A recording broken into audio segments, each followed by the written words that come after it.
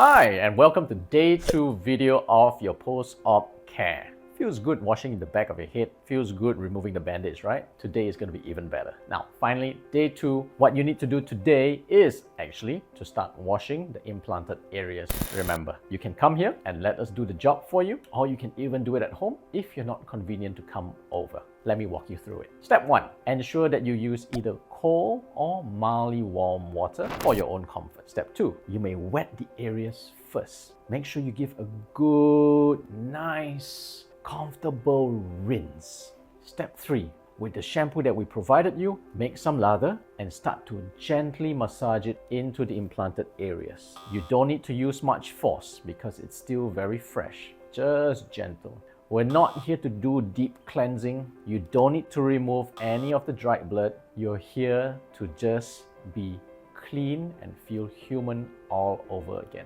That's it. That is your second day hair wash. Now let's move on to what else you need to do after this initial hair wash. You dab dry with a towel and you may gently blow your hair with a hairdryer at cold or mild warm setting. That's enough. Now what else do you have to do with the coconut oil? What you need to do is you keep it first.